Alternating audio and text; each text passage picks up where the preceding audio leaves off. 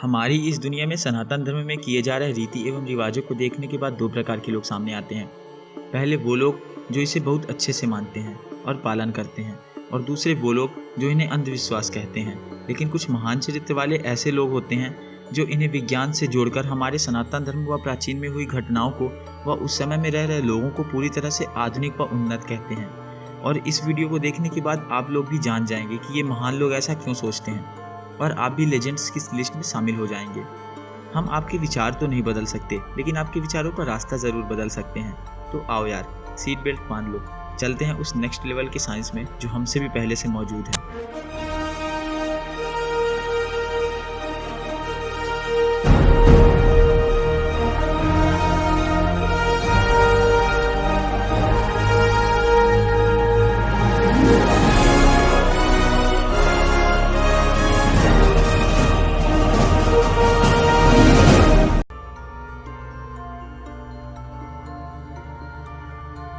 तो सबसे पहले शुरू करते हैं एक ऐसी प्रक्रिया से जो पूजा होने के बाद निश्चित तौर में की जाती है। यह है हवन की प्रक्रिया। आप सभी को पता ही होगा कि हवन करने से हवा साफ होती है और उसमें उपस्थित विषाणु मर जाते हैं। इसकी पुष्टि करने के लिए फ्रांस के ट्रेले नामक वैज्ञानिक ने हवन में रिसर्च करना शुरू किया और उसने पाया कि हवन अधिकतम आम की लकड़ी में किया जाता है, और आम की लकड़ी को जलाने से फार्मिक एल्डिहाइड नाम की गैस निकलती है जो खतरनाक जीवाणुओं को मारकर वातावरण शुद्ध कर देती है, और यही गैस गुड़ को जलाने पर भी उत्पन्न होती है।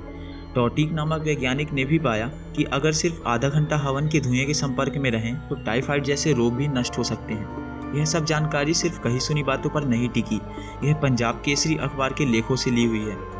हवन की महत्ता को देखते हुए राष्ट्रीय वनस्पति अनुसंधान संस्थान लखनऊ के वैज्ञानिकों ने शोध करके कहा कि अगर बंद कमरे में हवन करने के बाद खिड़की दरवाजे खोल भी दें तो अगले 24 घंटे तक भी वहां हवा में विषाणु 96% तक कम रहते हैं। हवन से जुड़ी एक और महत्वपूर्ण जानकारी फ्यूचर लाइन टाइम्स की वेबसाइट में मौजूद है कि अगर कंडे की आग में घी को जलाया जाता है तो 1 ग्राम घी के जलने पर ऑक्सीजन प्राणवायु के 1 लाख अणु निकलते हैं जो वायुमंडल के एटॉमिक रेडिएशन को कम करते हैं। सनातन संस्कृति में रेडिएशन को कम करने के लिए सिर्फ हवन ही नहीं किया जाता। अपने भारत में स्थित 12 ज्योतिर्लिंगों के बारे में तो सुना ही होगा, और आपको यह भी पता होगा कि सभी ज्योतिर्लिंगों में दूध, पानी और बेलपत्री चढ़ाई जाती है। लेकिन आपको बता दें कि वर्तमान में जितने भी एटॉमिक रिएक्टर बनाए गए हैं सभी के आकार शिवलिंग के समान ही है। नाभिकीय रिएक्टर से रेडिएशन निकलना तो स्वाभाविक है, लेकिन क्या आपको पता है कि रेडिएशन मैप ऑफ इंडिया को देखकर पता लगता है कि सबसे ज़्यादा रेडिएशन नाभिकीय रिएक्टर के साथ साथ उन जगहों पर भी है जहाँ जहाँ ज्योतिर्लिंग स्थित हैं। वैज्ञानिकों का मानना है दोनों से ही ऊर्जा का प्रवाह होता है। यह इमेज मुंबई में स्थित भाभा परमाणु रिएक्टर की है जो काफ़ी हद तक शिवलिंग की तरह दिखाई पड़ती है। सभी ज्योतिर्लिंग अधिक जल भंडारण वाले क्षेत्रों में स्थित हैं, ठीक वैसे ही जैसे नाभिकीय रिएक्टर पानी के समीप हैं, क्योंकि इन्हें ठंडा करने के लिए अत्यधिक पानी की आवश्यकता होती है। शिवलिंग पर चढ़ाए जाने वाले पदार्थ जैसे दूध, शहद, पानी और बेलपत्ती आदि सभी पदार्थ रेडिएशन को सोख लेते हैं, और शायद इसीलिए चढ़े हुए जल व दूध को लोगों से दूर रखा जाता है और नदियों में मिलने के बाद ये औषधि की तरह व्यवहार करने लगते हैं। हमारी सनातन संस्कृति ने शायद इसीलिए हमें सिखाया कि ज्योतिर्लिंगों में अर्क, धतूरा, पानी व दूध डालना चाहिए, अन्यथा प्रलय आएगा, और यह सत्य ही है। ऐसा ना करने पर रेडिएशन बहुत अधिक बढ़ जाएगा। प्राचीन भारत में जब देवता निवास करते थे तभी से ये रिएक्टर यहाँ मौजूद हैं, और ये सभी दुनिया के महान वैज्ञानिक यानी शिव की देन है। और आपको पता ही होगा कि विष्णु जी का सुदर्शन चक्र भी शिव जी ने ही उन्हें उपहार स्वरूप दिया था। यह पूरी जानकारी स्वयं दैनिक भास्कर पत्रिका में प्रकाशित की गई थी। यह सब जानने के बाद तो आपका सनातन धर्म में की जा रही मान्यताओं पर विश्वास बढ़ गया होगा, और इससे यह भी पता चलता है कि हमारे धर्म में ऐसी कोई परंपरा नहीं है जिसके पीछे वैज्ञानिक कारण ना हो।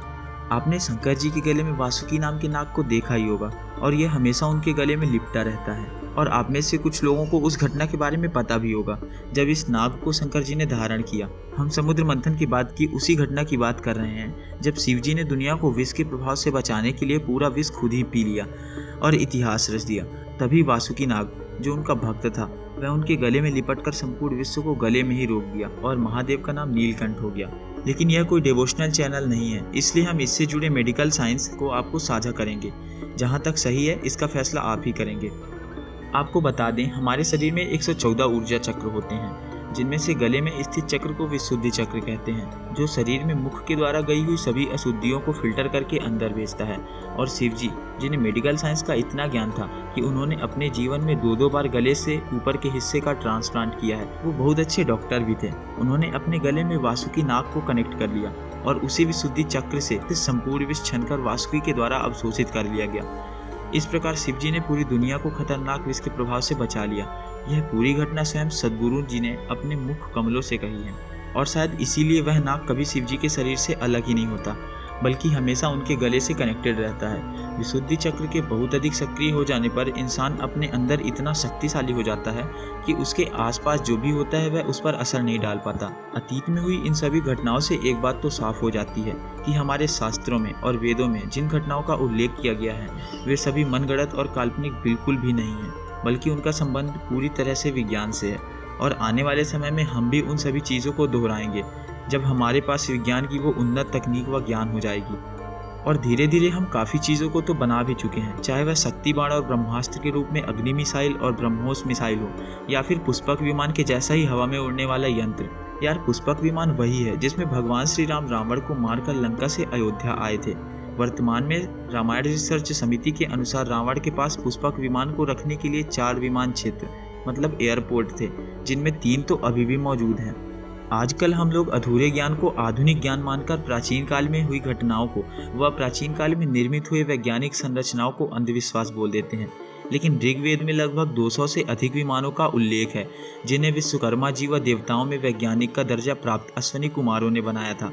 सम्रांगण सूत्रधार नामक ग्रंथ में विमानों के बारे में तथा उनसे संबंधित सभी विषयों के बारे में अद्भुत लेख लिखे हैं। पुष्पक विमान के बारे में कहा गया है कि यह मन की गति से, अर्थात इसका चालक जितना अधिक गति से चाहे उसे उड़ा सकता है और जितने चाहे उतने लोग इसमें बैठ सकते हैं। यह अपना आकार लोगों के हिसाब से घटा या बढ़ा सकता था। विमान शास्त्र एक ऐसा ग्रंथ है जिसे वास्तव में महर्षि भारद्वाज ने लिखा था। इसे पंडित सुब्बा राय शास्त्री ने पुनः संस्करण करवाया। इसके मूल ग्रंथ में उस समय के लगभग सभी विमानों का विस्तृत वर्णन है। इसमें पुष्पक जैसे विमानों के निर्माण की विधि, संरचना, ईंधन का प्रकार, क्षमता आदि सभी का वर्णन मिलता है। यहाँ तक कि इसमें यह भी बताया गया है कि इसे उड़ाने के लिए चालक को इसके सिस्टम से संबंधित क्या क्या जानकारी होना आवश्यक है।